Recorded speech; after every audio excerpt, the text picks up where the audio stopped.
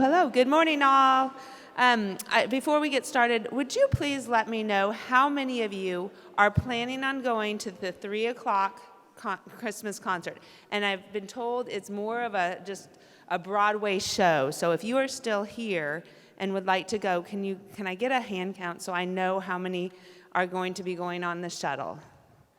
Okay, so the ones that responded, you're no longer interested?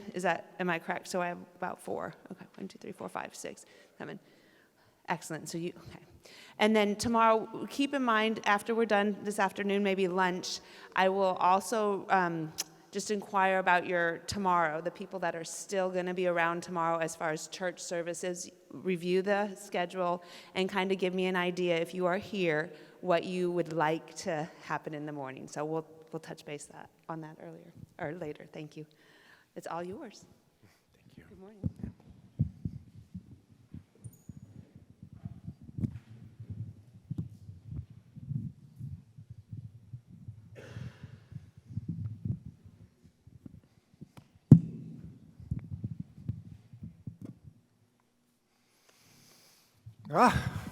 Well, like many of you, I've been doing stuff like this for a long time, and I, years and years ago, decided that when the technology works well, it works wonderfully well, and then sometimes it doesn't.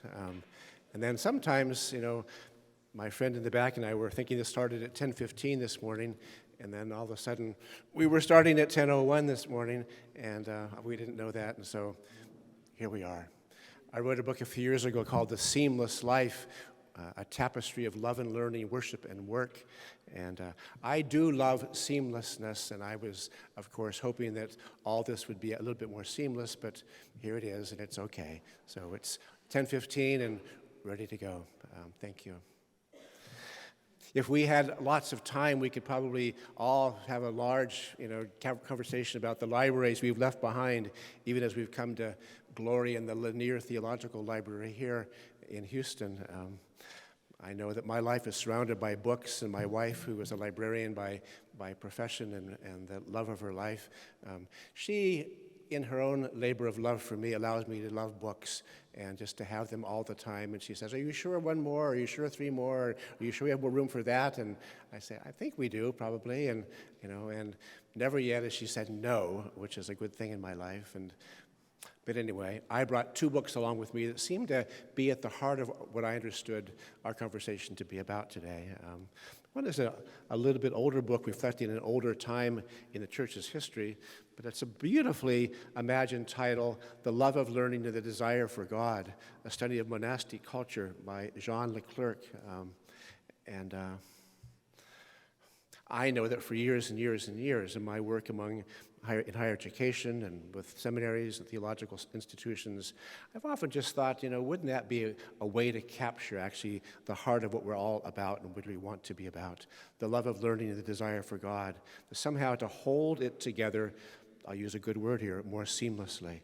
Rather than seeing, in fact, that some people go off into the theological libraries of the world and have their own small and parochial life, to put it a little bit pejoratively. But then other people have to actually, live in the world. But how would you actually be moored in a vision of a love of learning and the desire for God, to see it actually as one and the same thing? And so it's been a book which is prominently featured in a very central place in my own study, and I always have it looking out into the room because I want to in some ways be reminded coming in and out of my life that that's what this is all about, Stephen Garber. It is, in fact, to put it all together, to hold it together more coherently, more seamlessly. Another book written, maybe 25 years ago or so now, could be about that, I suppose, Exiles from Eden by Mark Schvenn. It starts off essentially with the story of him being a professor of history at the University of Chicago. April 15 comes around, and the faculty club, they're all meeting to talk about the terrors and the worries of April 15 and taxes and what you say you do in your life. What's your, work, as they put up the line, and people said, well, I'm a, historian, I'm a chemist, I'm a, physicist, and he said, what'd you put, Mark? And he said, I'm a teacher. And he said, I began to feel like, in fact, that maybe where I wasn't where I wanted to be. Because, in fact, he said, I thought maybe my calling in life was to be a teacher. And that was, first of all, the work of my life. So, it isn't a moral evil or a moral good here. We decide in his own vocational, occupational unfolding of his life over time to leave the University of Chicago and go to Valparaiso, spend the rest of his life teaching in a setting which he said honored more the work of the teacher. And it's a book called Exiles from Eden, Religion and the Academic Vocation in America. And it's a profound study, actually, of this, I would argue. There's a line in here which jumped off the page at me years ago, and he says it this way: epistemologies have ethical implications. Ways of learning are not morally neutral, they're morally directive. And that's quite good, isn't it, if you think about that? You think about the way we institutionalize learning. Even in some ways, I have no idea how that happens in the near learning center or, in this setting here. But to imagine, could we actually be people who understand the deeper insight of this, that epistemologies have ethical implications. So our own commitment to what it means to know, which is, of course, most deeply, profoundly born of, first of all, the most perennial of all temptations, which is an epistemological temptation with a moral heart at the very beginning of time, the tree of the knowledge of good and evil.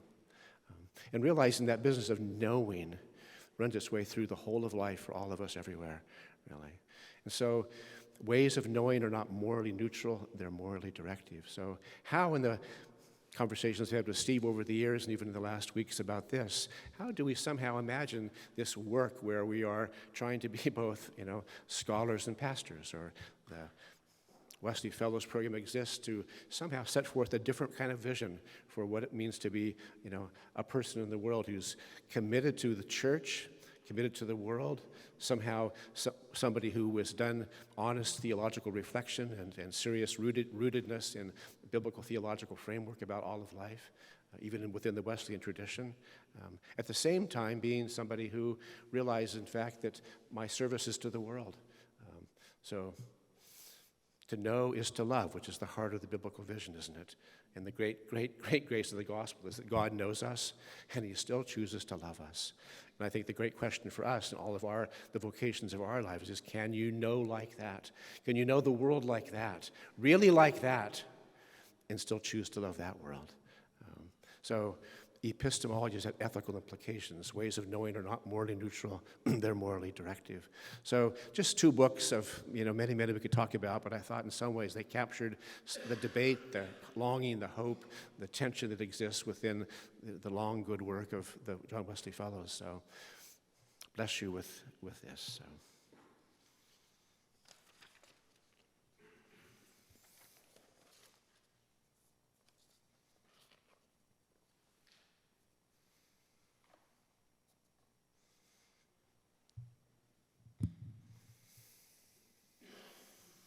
Have you ever worshipped with the Armenian Orthodox in the old city of Jerusalem?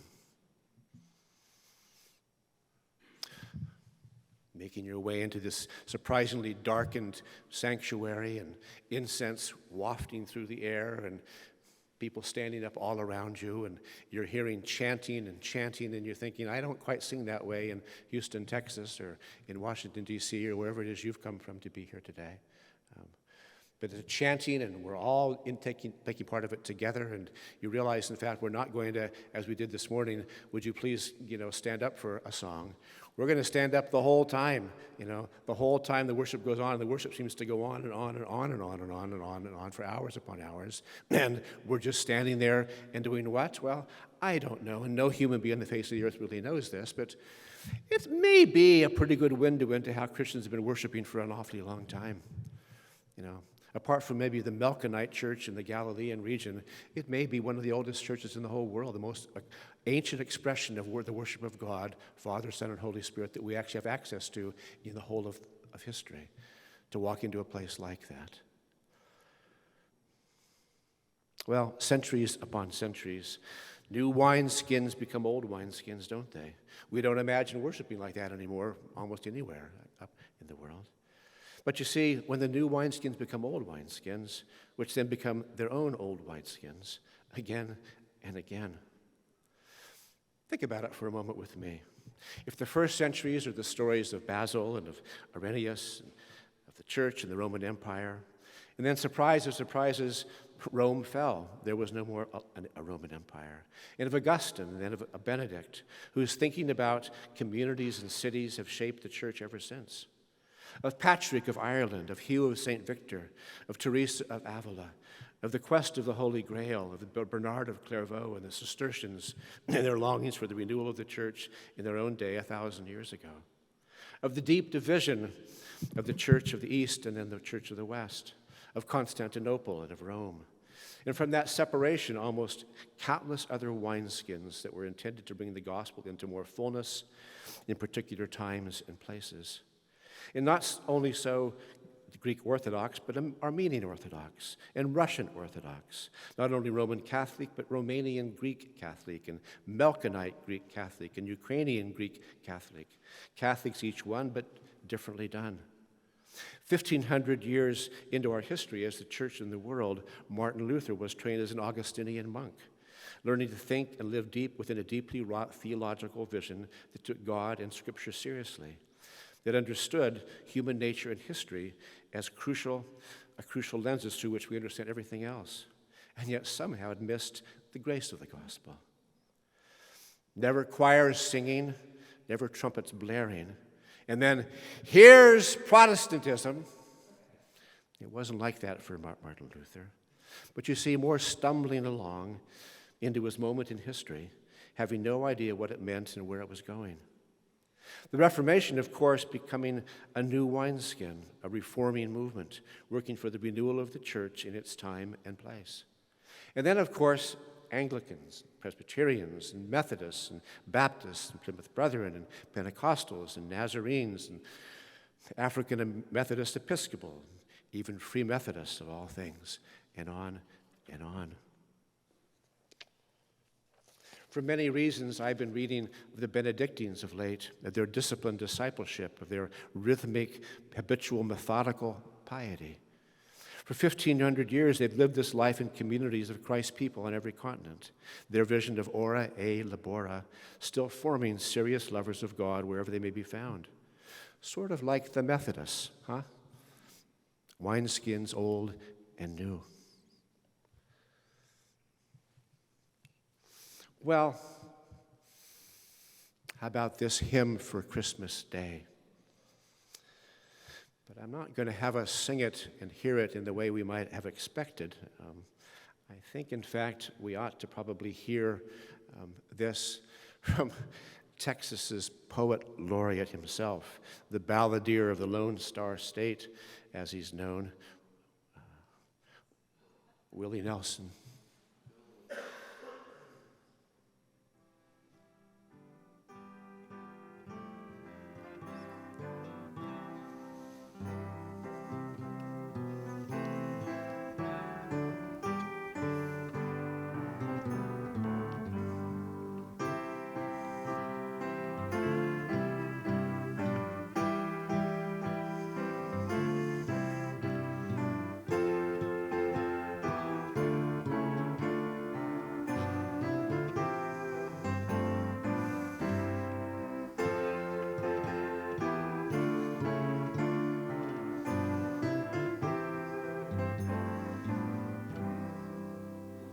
Hark, the herald angels sing, glory to the newborn King. Peace on earth and mercy mild, God and sinners reconciled. Joyful all ye nations rise, join the triumph of the skies, with the angels host proclaim, Christ is born in Bethlehem. Hark, the herald angels sing, glory to the newborn King. Thank you. And thank you, Willie. It's not quite how Charles Wesley imagined it, is it? We don't quite sing anymore. Hark, how all the welkin rings. Glory to the King of Kings, peace on earth and mercy mild, God and sinners reconciled. But we are still singing the same song, aren't we? And I've heard from one of you at least, there was a interesting conversation between John and Charles many, many years ago about, in fact, how the song should be sung and whether we would sing, in fact, welcome or not. I don't know that. It's apocryphal to me. But we're still singing the song, and I could have played for you, rightfully, I suppose, Charlie Brown's version, of course, because it's the summum, the end of the whole brilliant, Charles Schultz, window into the meaning of Christmas. How do they finish the song? The little Charlie Brown, fragile, frail Christmas tree and all. Hark the herald angels sing. But it seemed to me that it was right to draw in not only Texas's balladeer, but a Texas Methodist himself, Willie Nelson. You do know he was born just up the highway between here and Austin, just about an hour south of Austin, a little town where Methodism was his own history as a family, and he worshiped there as a boy. And along the way of life, dear people, he was even invited to be on the board of trustees of the United Theological Seminary. And the seminary made the announcement and said, well, Willie Nelson does not have a conventional piety, was the way it was put that day, for the world to know. Which maybe makes all of us smile, doesn't it? Perhaps that makes us all wonder, would the Wesleys have recognized Willie Nelson's piety? I don't know, really. But the seminary, which you know more about than I do, I suppose, it still reflects, of course, its own Methodist roots. Still says that this is its mission: historic faith, scriptural holiness, church renewal. But of all the songs that he has sung, Willie Nelson, all the concerts that he's played, all the albums he's produced, one that I've prized is simply called Pretty Paper. And its song, Hark the Herald Angels Sing, is one that I listen to year after year after year, because I love to listen along and imagine along and drive along to the sweet songs of Mr. Willie Nelson himself.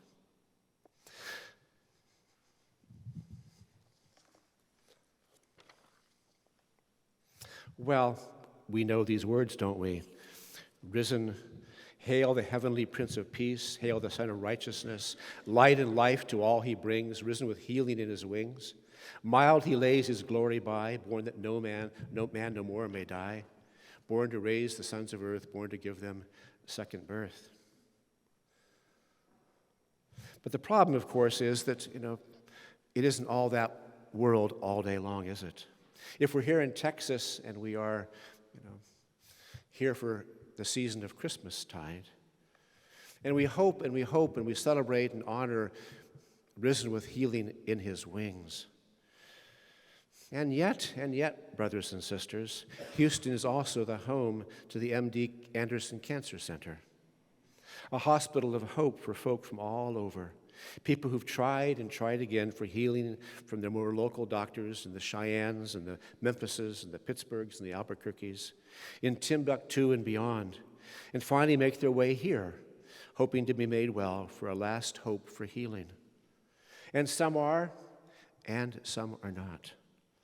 This very now but not yet world that's ours, where Christ has come and risen with healing in his wings, and yet, from the most personal to the most public, from the most intimate to the most institutional, we all feel the strain of sin wrecking its way through the universe, through our lives and through your life and mine.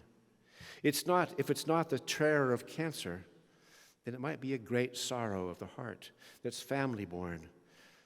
A husband, a wife, a son, a daughter, a brother, a sister, very dear friend whose very being is twined together with our very beings, their well-being together with ours. But if not that, then maybe it's, as it is for way too far many, the devastation of political ambition, of a lust for power, of wars and rumors of wars in Gaza, in Syria, in Ukraine, and on and on. I don't know you all well enough to know, but I know I have my own reasons for feeling deeply this kind of political global terror and wound and sorrow. And I think about it every day, and I live my life in light of it. And my deepest, truest friends are people who give their lives away for the hope of the gospel of the kingdom, the peace between nations, and in the toughest of all places, and trying to do things that need to be done and must be done. And somehow, in their own sense of calling, I know they are people who wake up in the morning with a sense of being risen with Christ, healing in its wings. And yet, when the day is all over, not all healing has finally come. It hasn't all come. Because you see, it is a very bent world, isn't it? It's a wounded world, and we are wounded people. Well, the proximate and why it matters. I have for many years now been back and forth between the former Czechoslovakia, now it is the Czech Republic, and now Slovakia. If we think about world history, it wasn't even Czechoslovakia until about 1920 or so. It was imagined out of political pushes and shoves over the course of centuries, and empires, and Austro and Hungarian, and this king and this queen, and pushing and shoving, battles upon battles, and finally there was a decision to make a place called Czechoslovakia, which came into being in only the last century. And not too long after that, of course, the Nazis came into being. They wreaked terror for their own time in history, and their tanks came in, and they rewrote the textbooks for the Czechoslovakian people. And then almost as soon as they were kicked out and that war was over, the communists came in with their own tanks and their own determination to rewrite the textbooks for the Czechoslovakian people. The history will be this now, not that history and not that history, but it'll be our history written through the communist lens. And they forced that band-aid upon the Czech people, really. Well, that went on for its own several decades, and one of the great heroes of my own life, whom I quoted yesterday, Václav Havel, was born into that period of time in history, and of a family that was politically on the outs with the Nazis and then the communists, and he wasn't allowed even to pursue his own hopes and dreams academically and professionally, and worked in a manufacturing plant for a while, but wrote plays at night, and his plays began to be performed in the clubs and the little stages across Prague, and finally his plays became so well known and among the Czech people and the communist overseers that he was actually pushed out of Prague for some years and finally imprisoned for many, many years. And then, surprise of all surprises, when 1989 came and communism finally imploded, he was taken from prison and a month later made the president of Czechoslovakia. Nobody else had the same kind of social, political, cultural stature as Václav Havel did. And for 1,000 reasons, which we won't get into today, he's been a great, great hero to me, a very important teacher to me. But in the years of my life, I've been drawn in time and again to the Czechoslovakian people to think about where are we now in the world. In 2019, I was asked again to come. They said it'll be 30 years later after what is called the Velvet Revolution, which was the revolution of '89, when it wasn't tanks, it wasn't machine guns. It was really, in some sense, ideas and economies and the decision that to no longer be and will go forward. And there was a great, great, great deal of hope for what might be in 1989 in Czechoslovakia. 2 years later, they divided between, again, back into historic nations and peoples and tribes and tongues, into the Czech people and the Slovakian people. But I've been to Bratislava in 2019, some wonderful people there, courageous, visionary people there, said, would you come back this time, Steve, and speak to us about the challenge of vocation for the common good 30 years later? The challenge of vocation for the common good 30 years later. Well, I was in Vancouver still at the time, and my wife and I went for a long weekend, or maybe a week, I suppose, even at the time, and spent some time in Prague sitting in the cafe that, Havel had loved to sit in, and we had our own pots of tea and our own books by Havel to read and to think again, and then finally taking the train down to Bratislava and up into the Tatras, the mountains, and spending a weekend with good people from all over that part of the world who were thinking through again, what is the challenge of vocation for the common good 30 years after the Velvet Revolution?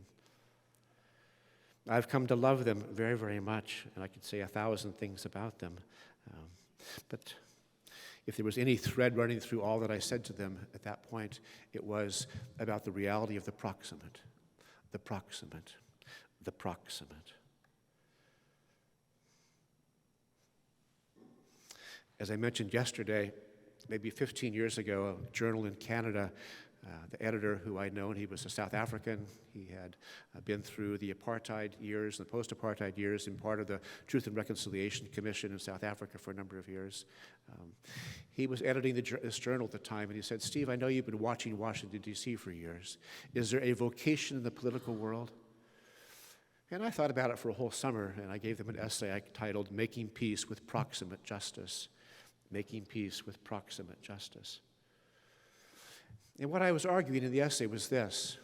Washington, D.C. is a city of great glories and great shames, of course, as you all know that story to be true. If things happen there, they don't happen in Houston, don't happen in Memphis, don't happen in Los Angeles, don't happen in London. They don't happen anywhere except Washington, D.C. In some ways, for blessing and for curse, it's true. That's the way it is. But I've been watching this for a long time, teaching politics for a long time over the years. And then moving on beyond that and teaching more about the polis, about our life together as a people and how we do this as a people in the world. But the question was, is there a vocation in the political world, Steve? And I argued for proximate justice, by which I meant if you're going to stay in a messy place like this, full of mess all day long, you're going to have to be willing to work for something that's more honest and something that's more true, maybe even something more beautiful. But you're never, ever, ever going to get everything. The eschatological vision, which all mere Christians share, however we speak about it, in the particular traditions of which we come, we call this a now but a not yet time in history. We're stretched taut between the resurrection and the resurrection of all things. We're taught between, I've come to make all things be new, and yet, as we said yesterday, listening to the scriptures, the creation itself still groans. So what do we do with that, dear people?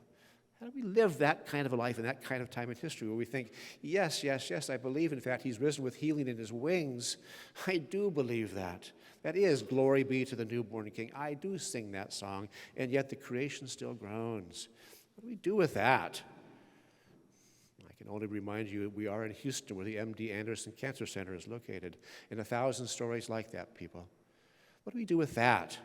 And how do we actually imagine a vocation in a messy place like Washington, D.C., unless you're willing to work for something that's more honest, something that's more true, something that is more just? I call that approximate justice. Because you see, unless you're willing to give yourself to that, you're going to go back. I'll pick a city, sad to say, probably it's not this way, but you'll go back to Des Moines in a couple of years and think, well, I tried that there. You can't do it there. I'll go home after all.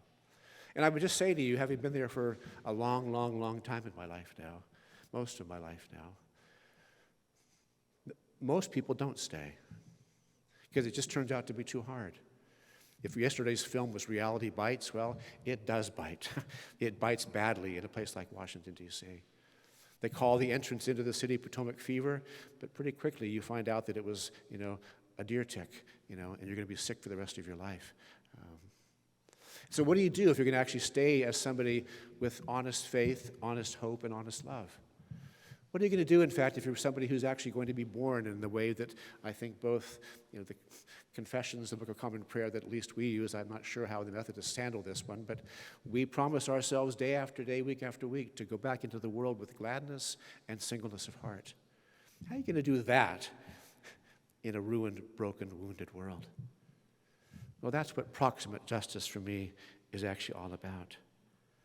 You see, it's born of a tension that exists between narrative and meta-narrative, narrative and meta-narrative, narrative and meta-narrative.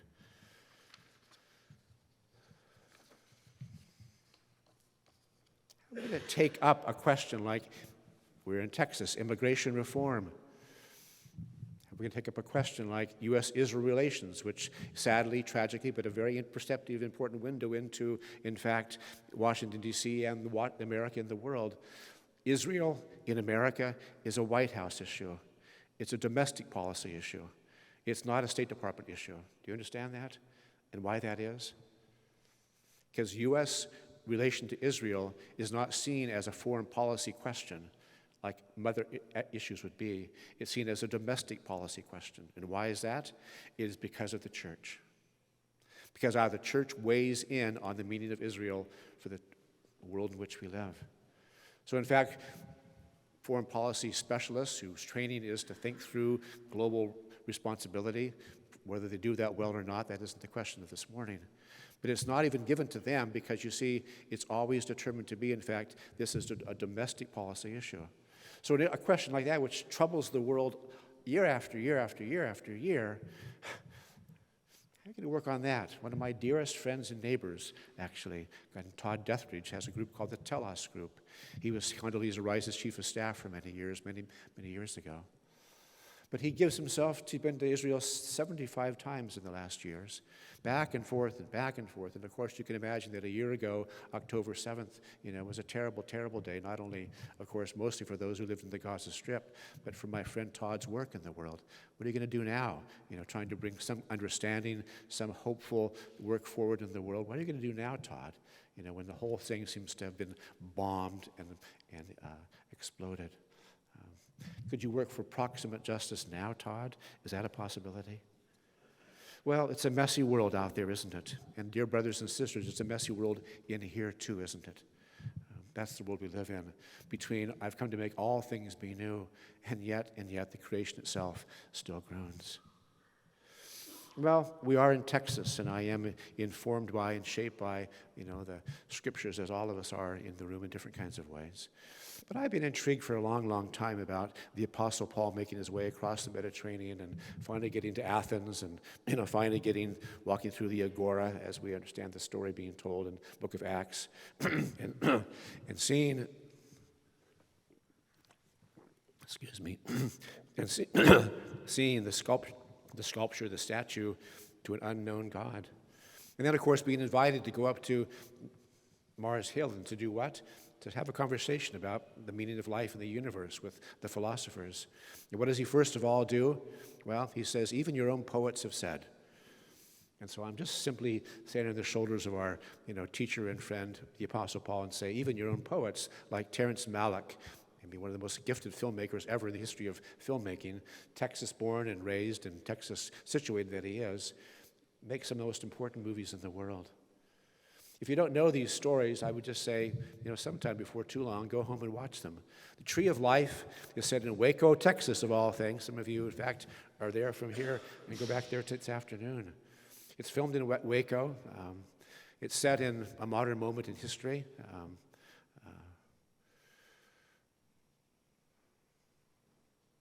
And if you have eyes to see, you think, who are you, Terrence Malick? What is the story you're telling us here? Now, never ever is the word meta-narrative offered in the film. There are never any chapters announced as the 4 chapters are unfolded over the course of the film. But he is, serious Catholic that he is, as Augustinian as they come in the world. Because you see, the film is a story in 4 chapters of creation, of fall, of redemption, of consummation. But you'd have to have eyes to see that, because he's not going to play with you. He's not going to guide us and say, be a baby with me and walk through this. I'm going to announce this ahead of time. So you'd have to be paying attention. You have to think, so if this is where this begins, then it goes here, and then it goes here, and then it goes here, and then the film is over. And what have you done, Terrence Malick? I think I've just seen, actually, the whole story of redemptive history on screen. And when he took this film to Cannes, that, for those who are the French speakers among us, it's Cannes. Most of us look like and say, it must be Cannes, isn't it? But it's a city, of course, in the Mediterranean world, in the south of France, and the most important film festival in the world takes place there every year. He took this film to Cannes 11, 12 years ago now. It won the gold medal for the best film in the world that year. The Palme d'Or, they called it.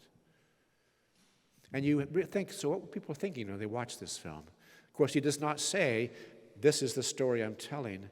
You'd have to have eyes to see that story and think, well, who am I and why am I and what am I supposed to do with my life then in light of a story like this? Because you see, woven throughout is the dynamic relationship of meta-narrative to narrative all the way through. I could say a lot more about that. A few years ago, another film came out called A Hidden Life. And it's not that film, Waco born as it is. This is filmed in the most beautiful, pristine alpine valley in the world. And you think, wow, Terrence Malick, your cinematography is like, it is the best of the best, actually. You can see that there's a quote on the poster, cinema at its mightiest and holiest, a movie you enter in like a cathedral of the senses. Franz Jagensteiler is a farmer in a little valley, in 1940, 41, 42, Austria. His wife, his children, they have an ox, they have wooden plows. They're making their way through a pre-industrial economy in a little place like this in the highest mountains of the world. And then 1942, 43 comes, and slowly the word begins to get out that Hitler and his troops are making their way across Europe. They finally come to the little village that Franz Jorgenstadter is a part of. His family's been a part of for years and years and generations. And he asked the parish priest, what should I do? I've been asked to join the National Guard. Should I do that? The conversation happens. He goes to the table, willing to sign up his name for the National Guard, which he does with good conscience. But then the person at the table says to him, well, Franz, now you have to have Hitler. And he says, but I can't do that. Well, why can't you do that? Well, I don't believe that. Well, it doesn't matter what you believe. They're just words to say. You just say the words, Franz. Don't worry about it. Just say the word. They're just words, Franz. Don't worry about it. He says, but I don't believe those words. I won't ruin the story for you people, but that is the drama of the story. Now, I would say this to you, differently done than Tree of Life. But of course, Tree of Life is its own biblical, theological, deep of all metaphors, isn't it? Beginning and end of this whole story of the creation to consummation account of life. Here is a hidden life, and here is Franz Jorgenstadter. In the whole of the film, he is praying. Though it never is as if he says, my Father who art in heaven. It's just there's a conversation taking place all the way through the film. He never ever mentions the word eschatology. Does he have to? I don't think so, probably. But you can see that he is making choices about the most weightiest of all things in light of his eschatological commitments, his beliefs about, in fact, the meaning of history, the meaning of his own life in the course of history.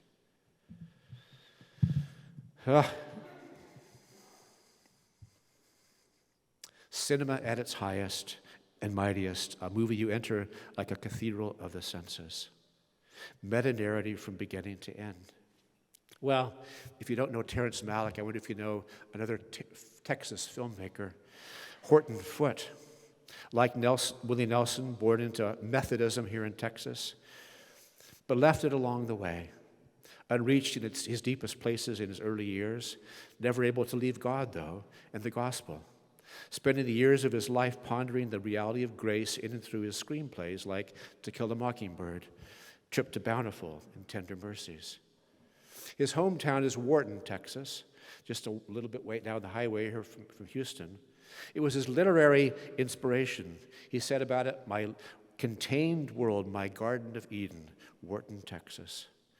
As one writer put it in the New Yorker, in this landscape, Foote found the hint of eternity that he expressed through one of his most famous characters, the aged benighted Carrie Watts, in The Trip to Bountiful, who escapes the oppressive apartment of her son and his unpleasant wife in Houston of all places, and makes a long journey back to her rural hometown.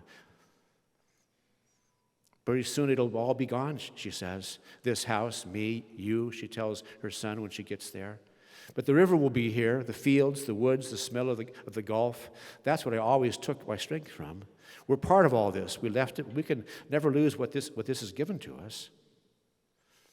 Well, when she gets finally to Bountiful, Bountiful no longer is as it once was. And she has to make peace with the bountiful that is and figure out, how am I going to live my life now in light of what I had hoped for, what I lived my life longing for, wanting to be home someday, back home to where I always was from and where I always sure I belong. And then when I get there, it isn't what I wanted it to be. What am I going to do now? What will I do now? In every film, the reality of the proximate is written in to Horton Foote's films, of holding on to something that matters, even if everything that matters cannot be. Dignity and honor and kindness remembered, even in the face of gross injustice in To Kill a Mockingbird. And yet an honest hospitality given that incarnates the truest truths of the universe. And loneliness to the nth degree in Trip to Bountiful, hoping against hope that somehow a long-loved place is still worth loving, that something still mattered, that there was something more beautiful and more true, and yet, at the end of the story, not everything was finally made right.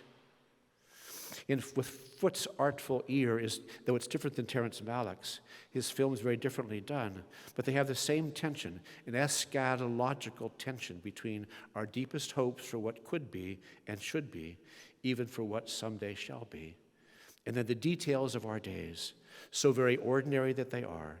Most of the time, it's a tension born of grace, of course, which at its heart is the deep gift that the angelic hosts proclaim for then and for now. Christ is born in Bethlehem. Glory to the newborn King.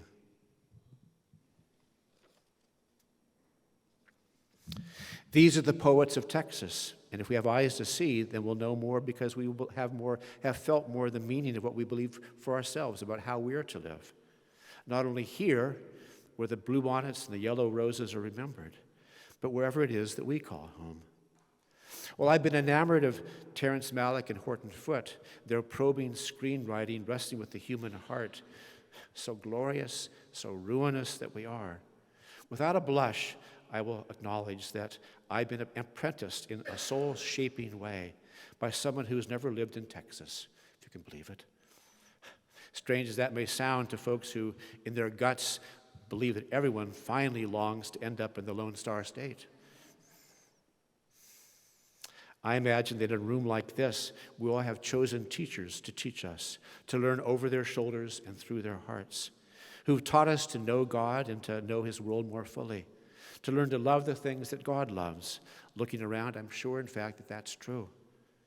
My teacher was a native Scot who made his way to Cambridge University and then to India, where he spent the next 40 years living his life among the Tamil Nadu people, pastoring a people, reflecting on his vocation with unusual insight, joining others to pray into being the Church of South India, an honest incarnation of ecumenical hope in the 20th century. The Church of South India is the successor of a number of Protestant denominations in India, including 4 southern dioceses of the Anglican Church of India, Burma and Ceylon, the South India United Church, which was Congregationalist, Presbyterian, and Continental Reformed, and then finally the Southern District of the Methodist Church, all together becoming the Church of South India. And the bishop through all this, essentially was a man named Leslie Newbigin. I first met him in Oxford maybe 35, 40 years ago or so. We began to be people who corresponded over time. He was wonderfully generous with me because I thought, I'm just little me, a professor in Washington, D.C., and I have a question for you. And he would always respond, which made it seem to be like, you are a really wonderfully good man, aren't you? Here's a question about this, and my question about that, and what about this? And I was so intrigued and perplexed, and I was wondering who could help me think this question through of the meaning of faith in an enlightenment, post-enlightenment world. And he had such a remarkable insight into those questions. One day, one year, I guess, in my life, maybe, what would it be now? Can't even remember, but early 1990s, I was invited to invite him to come give lectures in Washington, D.C. on Capitol Hill. And I got a hold of him, and he said he would come, and he was in his 80s at the time, and he came, and I had my friends who were my peers, my contemporaries, my kindred spirits around the city. We were all reading the gospel in a pluralist society together, meeting in Union Station to do this week after week, from the Supreme Court, the Senate, from the Justice Department, from the think tanks of the city, all wrestling there together with the meaning of our own lives in the city, the meaning of our own vocations in an increasingly secularizing, pluralizing Washington, D.C. and world. And Newbigin came, and we had a lunch with him at a little Chinese restaurant on Capitol Hill, which had a round table in the back of the restaurant. Ever after, it was called the Newbigin Memorial Table. You can imagine why. But all 12 of us sat around the table with him, and we all had brought our weighty questions to ask Bishop Newbigin. You can imagine what it might have been like for that day. What did we do for 2 hours instead? He asked us questions. We'll say that again. He asked us questions. One of my friends, a PhD in political theory, a think tank in the city, was sitting beside me. When we got up to leave the table, he said, Steve, you know why he has so much to offer as an 83-year-old? I looked at him and he said, well, he's been listening so carefully his whole life, hasn't he? He's been listening to himself his whole life, hasn't he, really? It's a sobering thing to think about, isn't it, people? Those of us who are in some ways paid to think out loud, to go into places where we in fact are expected to say something about something to everyone everywhere.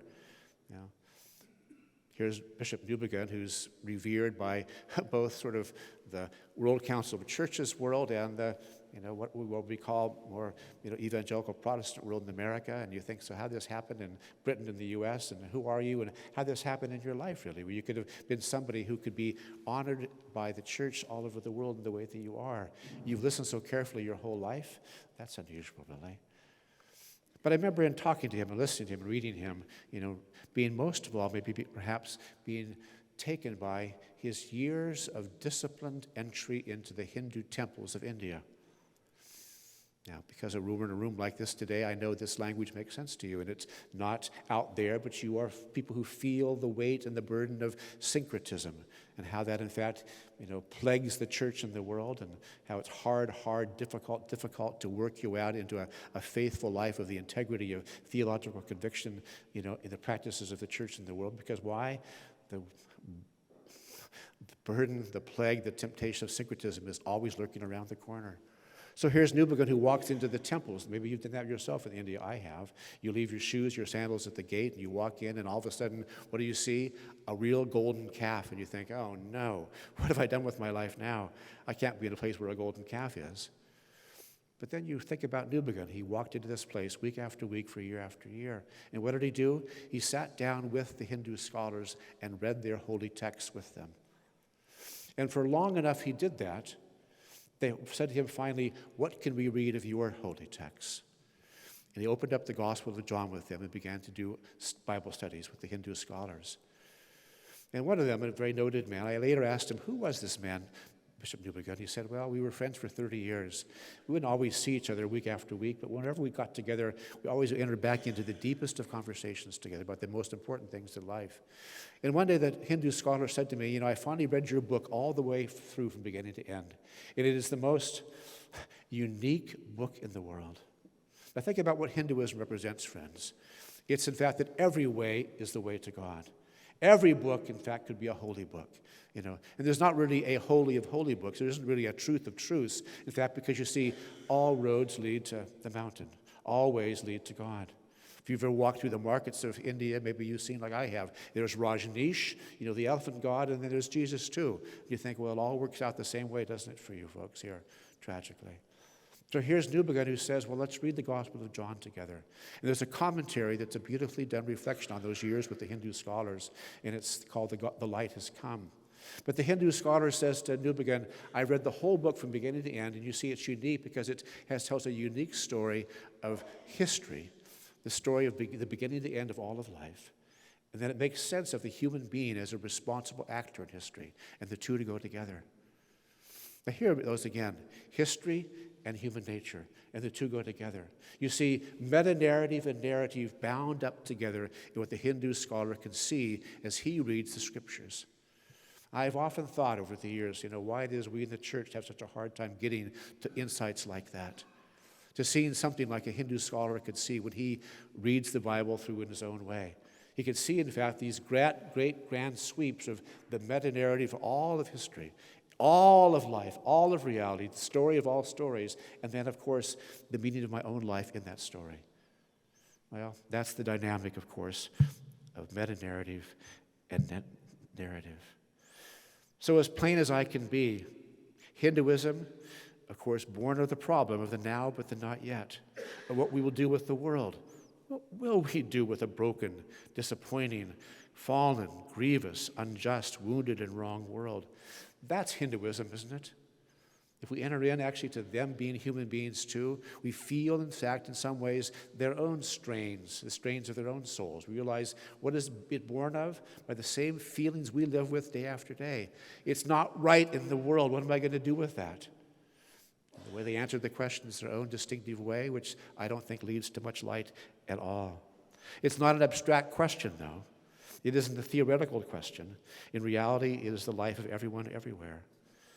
So, back to meta-narrative and narrative, the great story and my story of all of life and my life.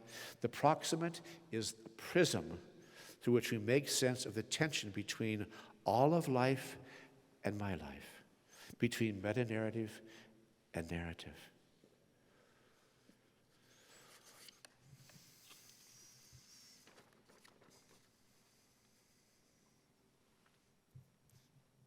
I used the image yesterday of becoming as theologically mature as we are professionally competent.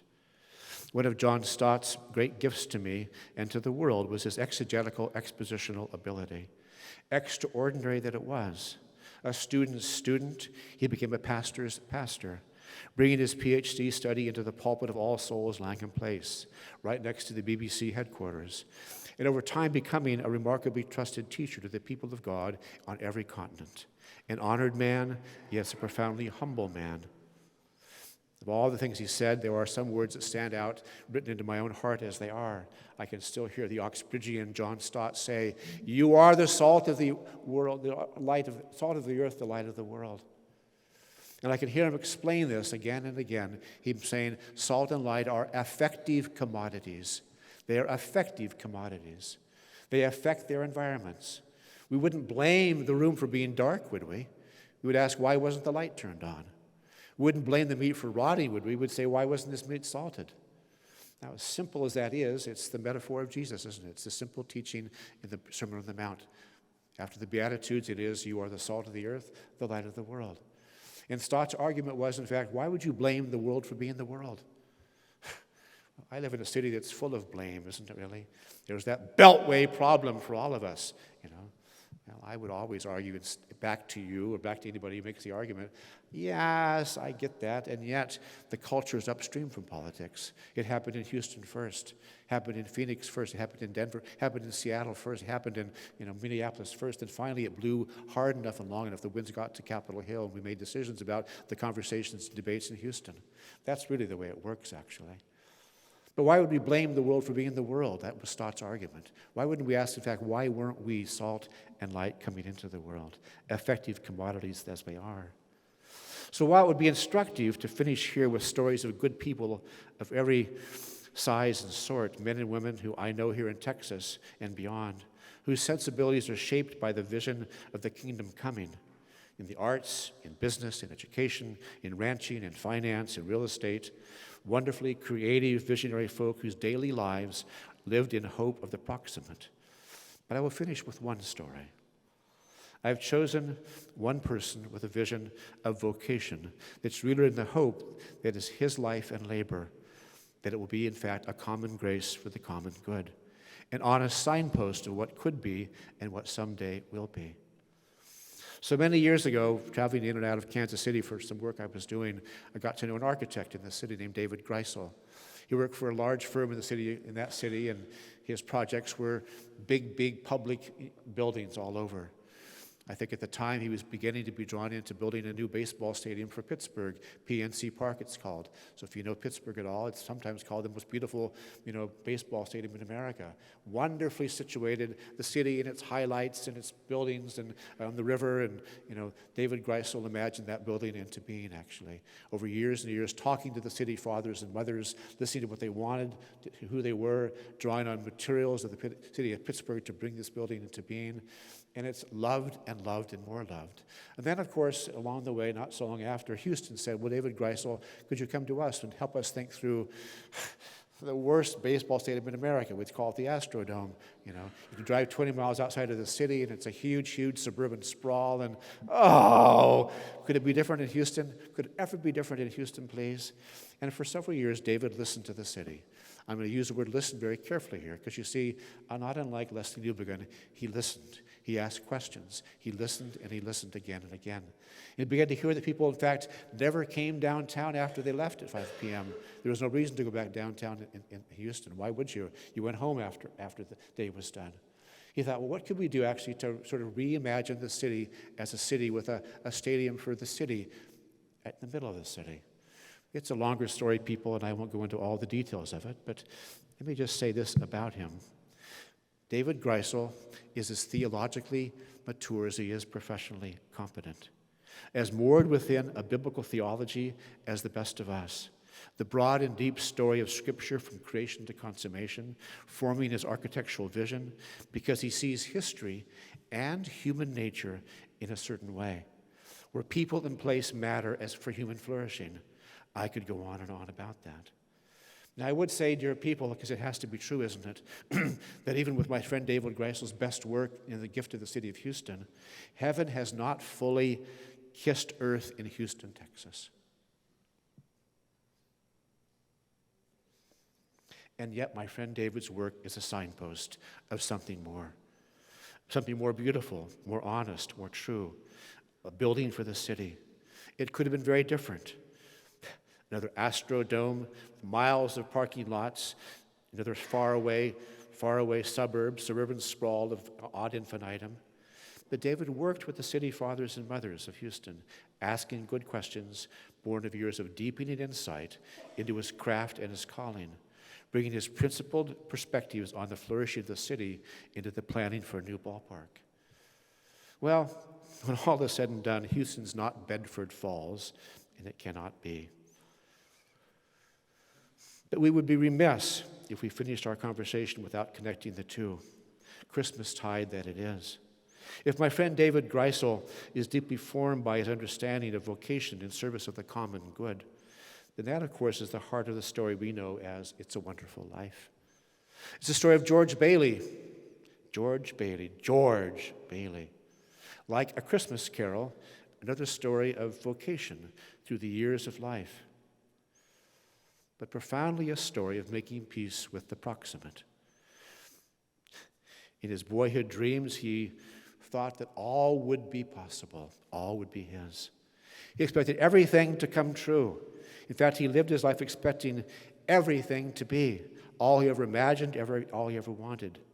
But he never got everything. It's a story, of course, of someone who got something, though.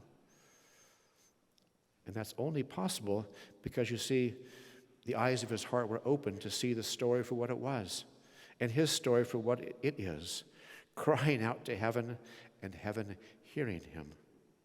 At the story's end, it's a mysterious, merciful reordering of his life and his loves, seeing that the most important things had to become the most important things. Hark the herald angels sing. Well, a true healing had happened in George's life, risen with healing in its wings, and yet not everything had been made well in Bedford Falls. And yet, a true healing had happened. George's life was a signpost that God had not forgotten, and that some truths are truer truths, and therefore are more important than others, if human beings are to flourish. And we say together, Come, desire of nations, come. Fix in us thy humble home. Rise the woman's conquering seed, bruise in us the serpent's head. Adam's likeness now efface. Stamp thine image in its place. Second Adam from above, reinstate us in thy love. Hark the herald angels sing. Glory to the newborn King. Amen.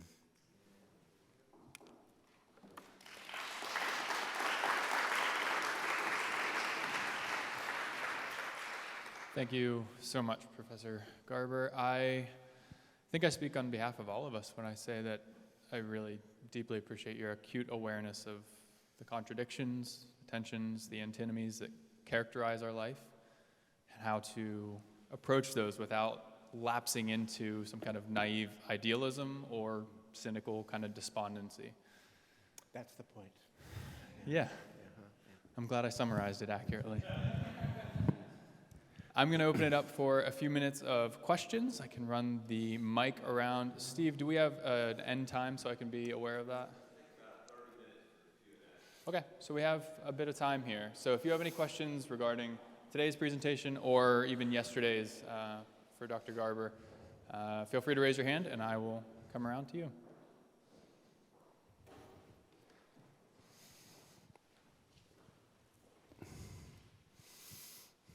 In making peace with the proximate idea, I wonder if you could relate it to Jeremiah 29:7, right? Seek the shalom of the city where I've sent you. Pray to the Lord on its behalf. Yeah. For in its shalom, you'll find your shalom, which requires collaboration and perhaps compromise. And how would you relate those And two? you are the shalom master, is that right? That is my email That address. is your email address, yeah. Yeah. Well, I mean, all of us probably have verses in the scriptures where we say, that's me, I latch on, I root myself there. I could sort of walk from Genesis all the way into Jeremiah and think, well, Jeremiah 29, that's me, actually. Do you know that in the prophet Daniel's writing, there's clear evidence that actually after you get past the lion's dens and the fiery furnaces, and he comes laboring through the dreams that have his own name written on them, that one night he's given a dream, and it looks plainly for me as I read the text, he's reading from the prophecy of Jeremiah chapter 29. That there's not they didn't have verses and chapters in those days, but it seems clear that what the text says, he's reading from that place in Jeremiah's prophecy. So somehow Daniel, Meshach, Shadrach, Abednego were aware of the prophecy of Jeremiah because, of course, the prophecy is written to whom? It's the exiles in Babylon. And who were they? Well, we know 4 of them by name: Daniel, Shadrach, Meshach, Abednego. And it sometimes might be easier to think, well, seek the flourishing, seek the shalom of the city and not imagine Babylon. Because Babylon, of course, in history has become iconically maybe the worst of all the cities. Like Babylon, it's almost a curse word for us. It's Babylon of all things, you know. And yet the word of the Lord was to seek the flourishing, seek the shalom of Babylon. And again, with Daniel, you know, given how I was raised to love and believe and hope in God as a boy and into my life, I heard these stories as a child and grew up into them. I think at a certain point when I began to, you know, have to work out in my mind whether Hal Lindsey could be right or not, and my father said no, he wasn't right, you know, at about age 17, 18, 19, I think, you know, okay, well, that's not what I need to believe, but what do I believe then about all this? And if Daniel, you know, those dreams are not really, you know, talking about Los Angeles in the year 1996, what are they about, really? And they're mysterious dreams. In fact, every dream, it says in the text of Daniel, he couldn't sleep anymore that night. His face was flushed. He didn't know what to do with the word of the Lord to him. And then, my brother, the very last word about Daniel in the whole book of Daniel is this. It's differently translated, but essentially it says, and after hearing all these things, Daniel was perplexed. I found myself thinking, that's a good word for me, given the life that I live. It wasn't as if somehow all the questions were answered. It all became crystal clear. Even those dreams with his own name on them, it somehow was now everything is made clear to me. In fact, he was perplexed by it all. So when I think about Daniel given the what, his work was not really, from what we understand, to be the religious advisor to the Jewish people of Babylon. He was the most trusted political counselor to 3 different tyrants, 3 different dictators, 3 different rulers. And he was chosen to do what? Well, political advisors of that stature, they weigh in on what?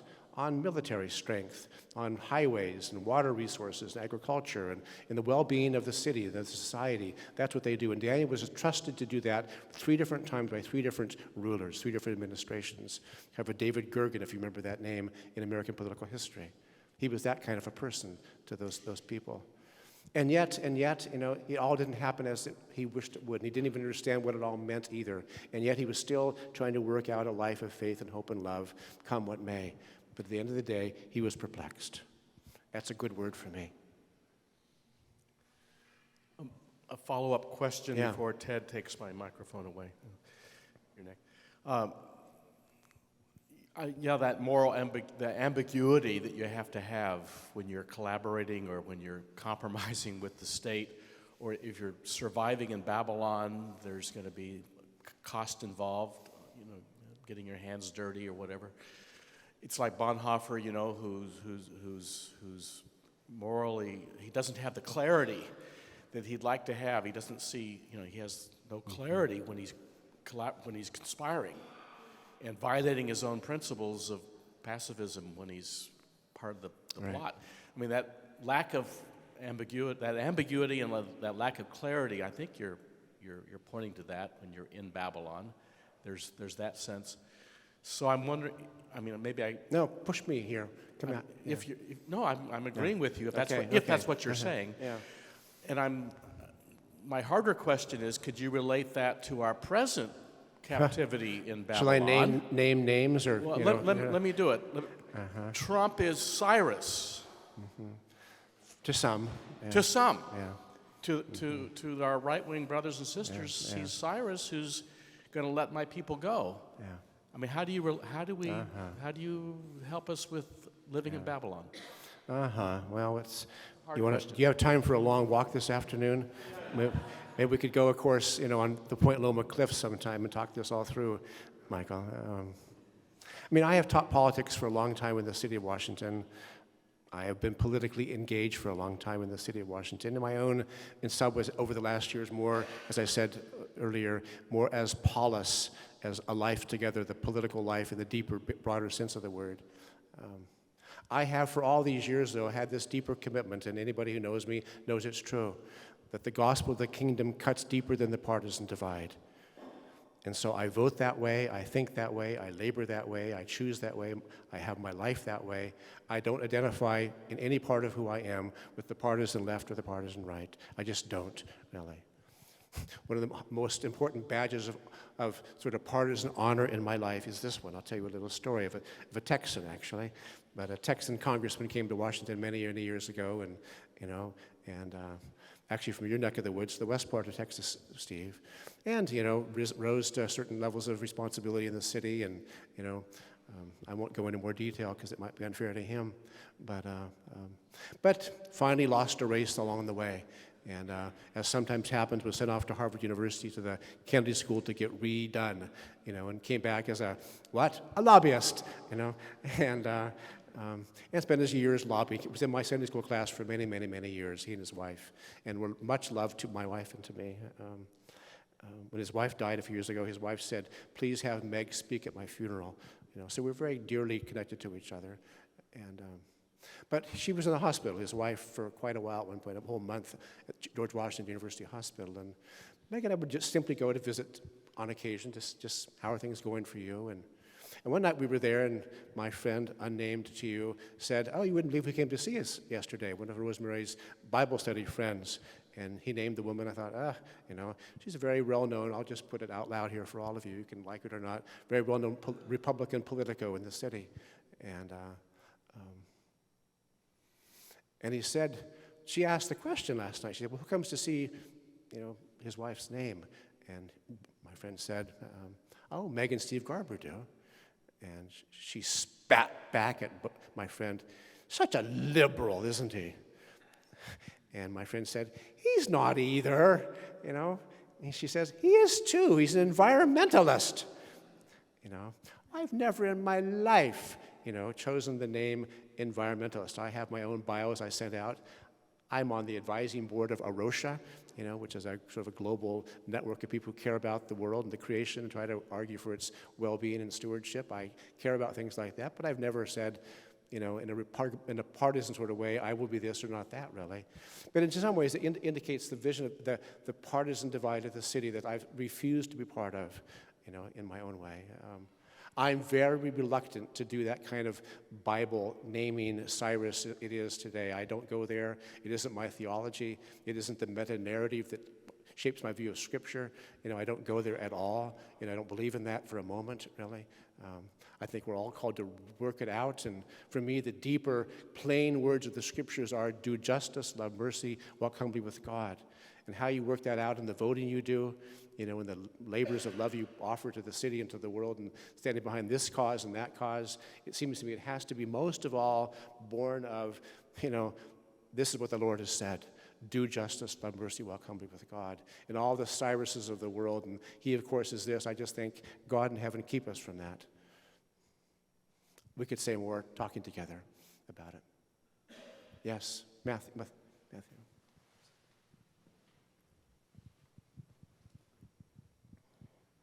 Thank you very much for these presentations yesterday and today.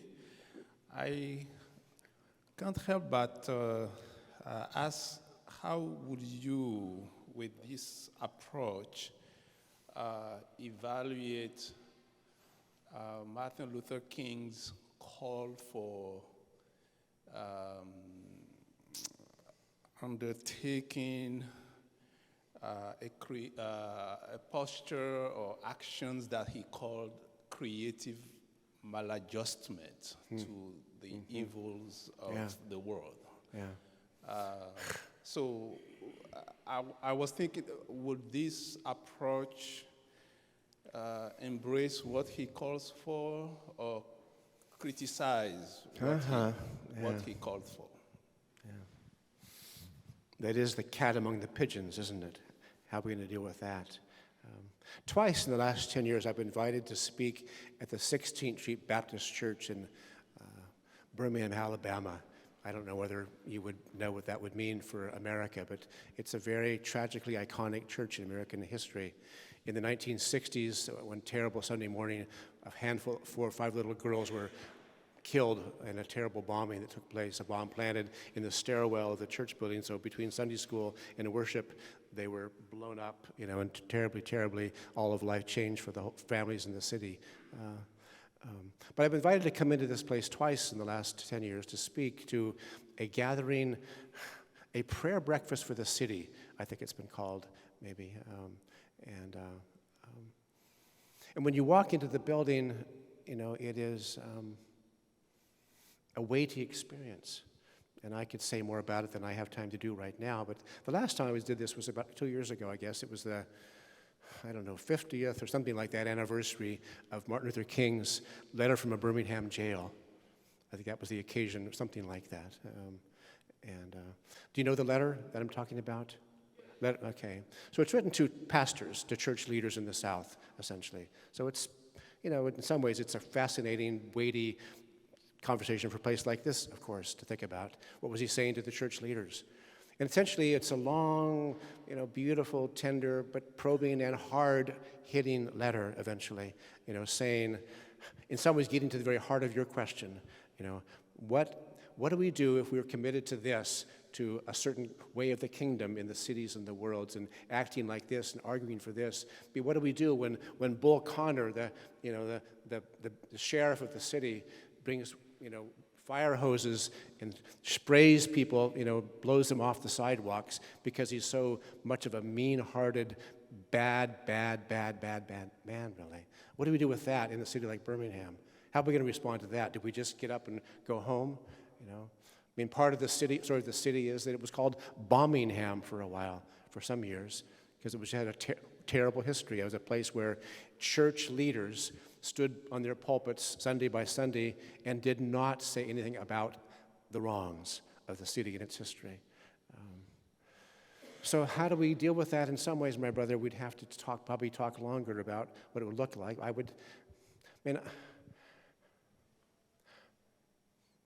We've talked about Bonhoeffer today,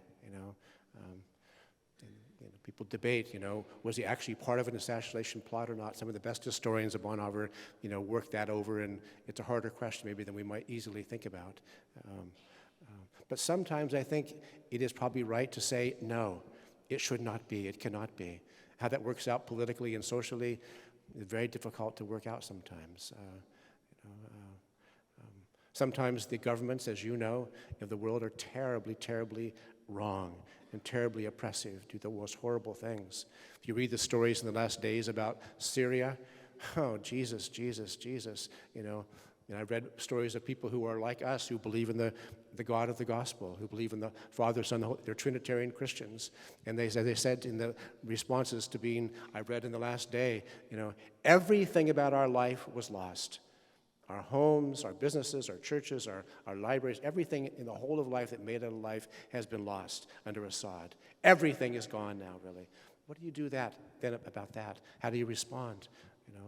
And one international reporter I read last night, who knows a lot about the world and in intimate details in some ways, was just saying, well, there are surprising good things happening right now, and yet as soon as the good things begin to happen, others enter in wanting to demonize and to bring the devil to bear upon the good things that might be happening. It's hard to work out, and it has to be done in some kind of, deeply committed, reflective, communal way. How do we respond? Martin Luther King had his own, ways of working it out, and finally, he was killed for that. I have a book with me right now that is in my bedside here at the Rose Cottage. It's called Patriot by Alexei Navalny. Maybe you've read the book. It's the Russian dissident, who was the chief opponent to Putin for many, many years. And, it begins with him being poisoned on a plane coming back to Moscow one day, and he all of a sudden begins to just realize that this is not right. And, if you remember the poisoning by the KGB of the folks in London, several years ago, with the same kind of nerve disabling agent somehow came into his own being and almost killed him. Angela Merkel of Germany gave him political, respite and got him to Germany for a while. He wrote the book as he recovered. So the book is being written in Germany while he's recovering from poisoning. He decides to go back, like Bonhoeffer did. Different story, but in some ways, knowing that he might be killed. And of course, he was killed.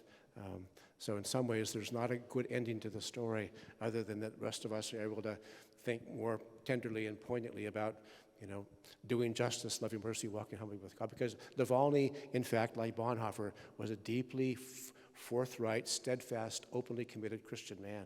If you didn't know that, you need to know that. He did what he did. In fact, he has things he says out loud, explicitly.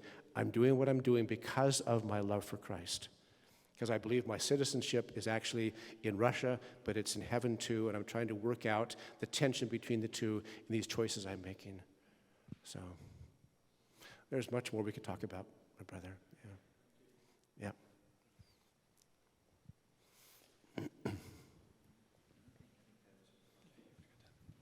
Thank you very much, and especially for paying attention to Houston. It's rare. It really is rare when someone tries to look at a very particular place, and I'm grateful. I'm thinking about the Methodist author Brian Stevenson, who wrote a book called Just Mercy. It was a focus book when we were at SMU. Every year we choose one book to focus on, but he uses the word proximity over and over and over again about being close to, in his case, death row inmates. But I'm thinking about Vicki Campbell here in our group, who has made herself vulnerable to proximate to victims of human trafficking. My experience of being closer to gay students, a very different world than I grew up in, is difficult, but it's maybe a different sense of It is a different sense of the proximity, word. but, I know he does, and I'm one person removed from having a good conversation with him, and I wish I could, because he does use that word proximity and means what you said, choosing to live nearby, next to. I mean, the word Latin, like most good words we have access to, it is proximatus or proximi. Augustine was a word of the Augustinian world, and as he deliberated between different kinds of loves, there was he talked about a proximate love. And so for me, it is a neighborly, it's a next to, it is close to, is in some ways realizing that my best shot at trying to love my neighbor in the end of the day will not be everything that's needed, is the way I'm using the word. But you're right about Brian Stevenson, and his work has been, for all of us who listen to it, it's deeply and very forceful work, of course. But thank you, Ted. Yeah. Dustin? Steve, thanks for your thoughtful work. I've been sitting here kind of puzzling over a little essay the philosopher Alistair McIntyre wrote in the early 80s about epistemic crisis. And the basic idea is... Say it again, epistemic? About epistemic crisis. Okay. And the basic idea is that there are experiences where the stories we have or the narratives we have no longer hold. And I'm wondering, as you're thinking about the proximate and stories and crisis, what do we do when the people we serve face a crisis of the proximate, but they can't see the need for a new story? Cancer diagnosis does this. The loss of a loved one does this. But it seems like there are other unravelings of our stories that people may be less willing to recognize or see the need for a new story. Yeah. You mean it's something kind of like, I once was blind, but now I see? Is that what we're saying? So what is it about a John Newton, I mean, I'm very interested in this idea of a seamless life, of a coherent life, of all of life mattering, making sense in some ways to us. And John Newton is a fascinating story because the sort of the simple version is that he ran away from home, got into the slave trafficking world, became a captain along the way, opened the seaman's chest, found a Bible, cried out to heaven, met William Wilberforce, told him to take up the abolition of the slave trade and wrote Amazing Grace, and praise be to God for John Newton's life. This harder story is the truer story, and that is that he kept trading slaves for years afterwards. He literally had Bible studies on the top deck of the ships when the slave holds were full of manacled slaves on their way through the Middle Passage, and never seen the relationship between his worship and his work. He just didn't see it at all, actually. And I'm not a Newton scholar. I read people who are. It seems to me it was about 30 years later he wrote a letter, which I have read, and I've quoted it in something I wrote along the way, where he says very open-heartedly with painfulness, I once was a part of a life and a work that I'm now deeply ashamed of. I don't know the details, and God alone knows. I don't disparage or dismiss him because of that, because I know in some ways my own disposition to dualism too, in my own unique kind of terrible ways, But I would say, those words, I once was blind, but now I see, there's something, is it epistemic crisis? What's he accounting for in that? I didn't see my personal salvation sin. Is that about what it's about? Or is it somehow my sinful participation in a terrible work in the world?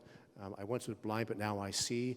And now, after all these years, I'm able to say to William Wilberforce, who's the most powerful spokesman in the Parliament at the time, don't leave the Parliament to become a pastor. Don't, because God's called you to do what? To take up the abolition of the slave trade.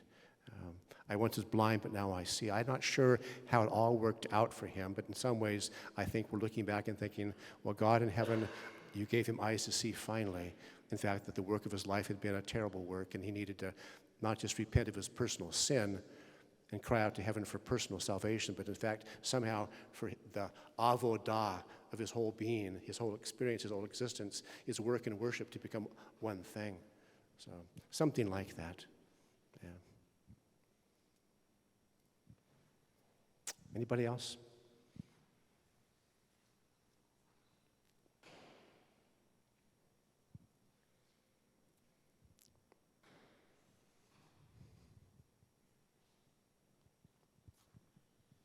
All right. Thank you. So thank you so much. Would you join me in thanking Dr. Garber?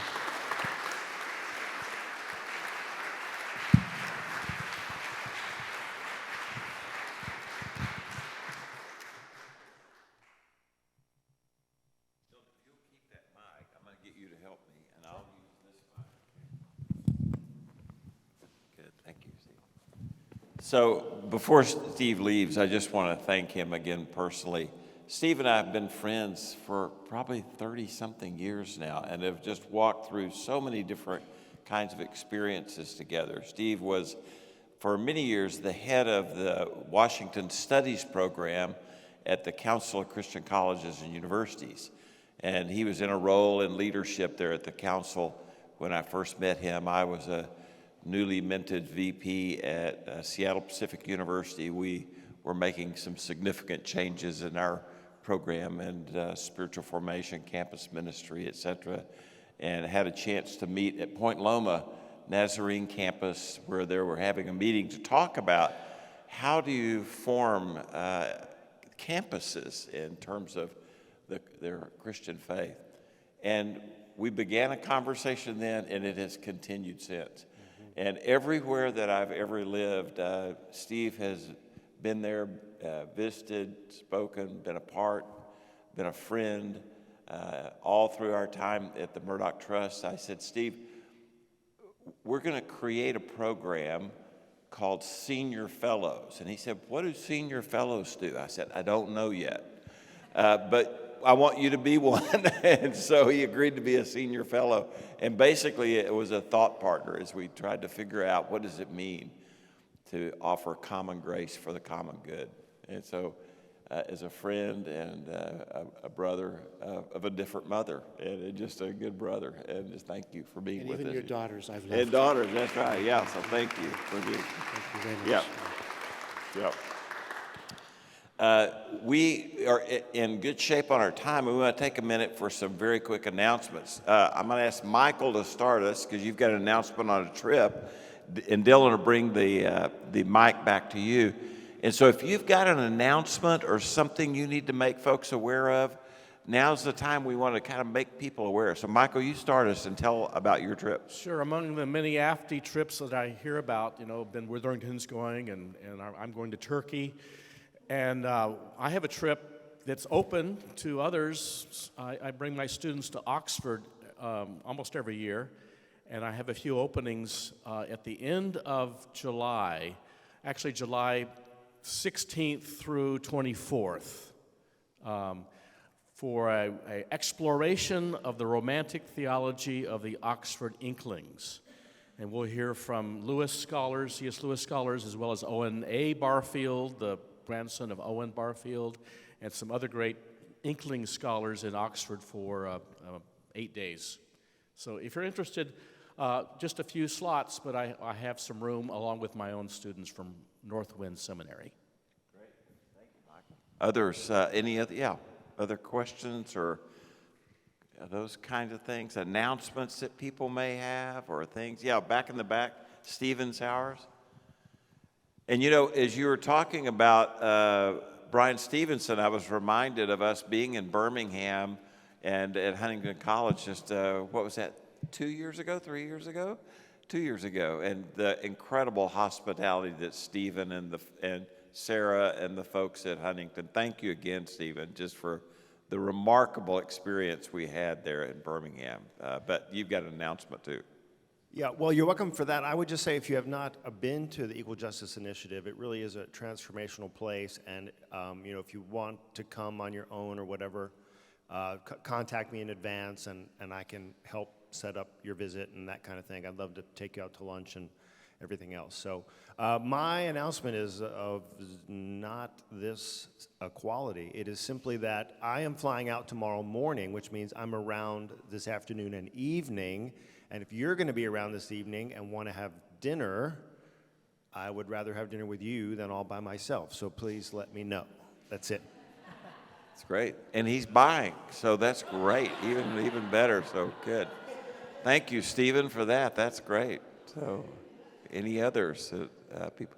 Remember that every other year we kind of alternate the way in time we do the Christmas conference. So our 2025 Christmas conference will actually be in January of 2026, even though it's the 25 Christmas conference. And we'll be at Duke. And so we'll send out the information and the dates and all of that kind of thing. But it's going to be a celebration of the creeds. And so it'll be a chance for us to celebrate the 1700th anniversary of the Nicene Creed, but also the celebration and the importance of the creeds and anchoring us in our faith. So it'll be a great time to have together. Other announcement? Yeah, Wendy's got an announcement, and then I saw another one. Ted, was it you or? Okay, yeah. It's not really an announcement. It's more coordination of departure times from the hotel to the airport. Are we doing anything with that? Yeah, Carrie would be the one. Carrie back in the room yet? She'll be back in here in just a minute. We'll coordinate that. Okay, great. Thank you.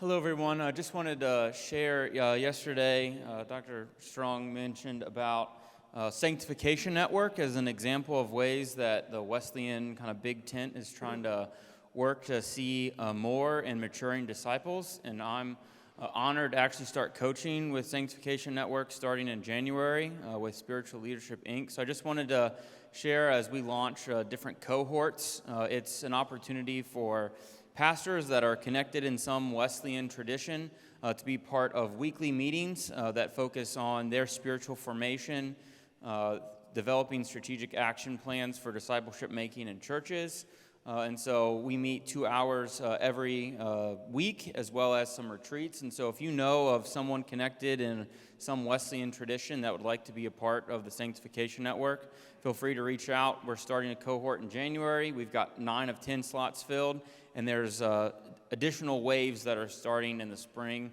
So it's a great opportunity for folks that are intentional about making more and maturing disciples to have a place of support for their spiritual formation as well as their leadership development. So if you know of someone, I'd be interested to see if they would be a good fit for that network. So thank you. Other announcements, comments, things? One thing I want to mention is early on I had talked a little bit about we are in the possible development of a partnership with Tom Wright, N.T. Wright. And Tom is putting a lot of his biblical teaching onto an online platform, recognizing that he's getting near the end of his kind of professional teaching career and wanting to make that accessible to constituencies that might not normally have access to things. And so if we develop this partnership, part of the idea is that everyone who is a John Wesley Fellow would have access to that content and be able to use it with your constituencies. So, and then Tom would do a couple of online things with us as a group, and then the hope is that he might be able to be with us at Duke as one of our guests there. So we're working on that, trying to get that worked out. We'll keep you posted on that. But I think it's got great potential. He knows a lot of the John Wesley Fellows, a lot of the people that are in this room, loves the John Wesley Fellows, and just really feels an affinity, and is very tied in with the Lanier Theological Library that's in Oxford. And so there's a lot of neat fabric of relationships there. So, Carrie, Wendy had a question for you, and yeah, well, let's see. Unless are there other announcements? Yeah, Sebignon and then Craig.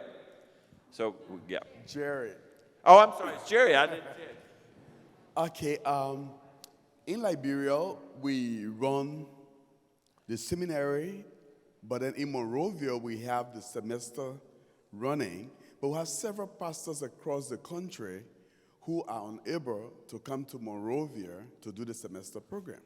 So in January and August, we bring these pastors together and offer their classes through a modular program where they are able to do like 3 hours or 6 hours in a day from 9 to about 12 or 1 o'clock, something like that, and then they go from 2 to 6. So they're able to do 2 courses in 2 weeks and still have like 40 hours covered.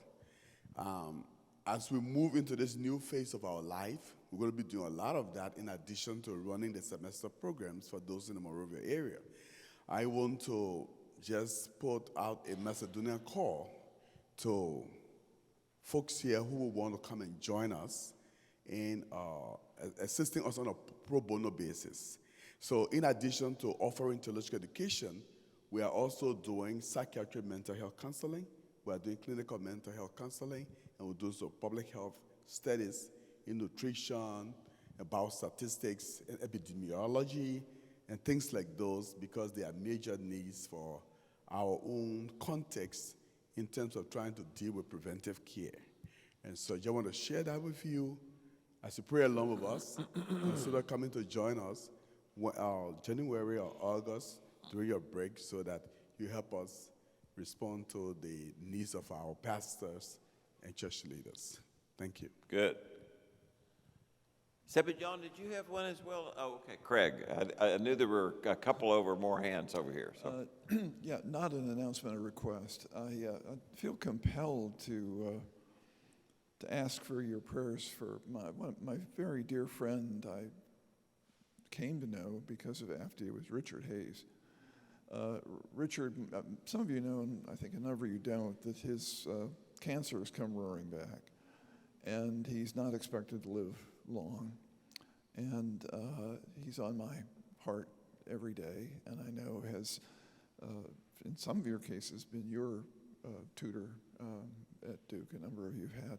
Anyway, he's in, the last time I spoke with him, in good spirits despite all this, but very much aware that he's coming to the end of his life. And so I wanted to remember him to you and ask you to remember him, and especially in your prayers. Thanks. Thanks for that, good reminder. Yeah. I just want anybody that's associated with Mason Theological College or the University of Manchester, when you dismiss, can you all come up on the table for posterity? So all the Manchester folks meet up here, and you're going to do the Manchester yell, I think is what the deal is. So, yeah, I don't know what that is, but you make it up. That'd be great. Any other announcements? Okay, so I think Carrie's going to make one that relates to Wendy's question. We should have done a group picture. That was my bad. If we have time, we could probably all get up on stage and have a group picture too. What are your thoughts on that? Yeah, that's great. Okay. If on stage would probably be good. I think with the background that'd be beautiful. I wish we would have thought of that earlier so we could have had everybody. But why don't we do that when Steve dismisses us? I also want to remind you there are extra copies of these out there. If you have friends that you think might enjoy these, or your library that at school or whatever, please feel free. And then the ones downstairs also of Mark Lanier Publishings, go ahead and feel free to take one or two of those. That's awesome. I didn't get a chance, and Dr. Rob, he found these. He's obviously travels quite a bit extensively. This is by his tour guide over in Jordan, and it's a beautiful, beautiful work. If you aren't interested in it, you can put it back, because I have a lot of people that are interested in these. But once you unwrap it, it's a beautiful thing from Dr. Rob. So. And don't forget those Mark Lanier books downstairs.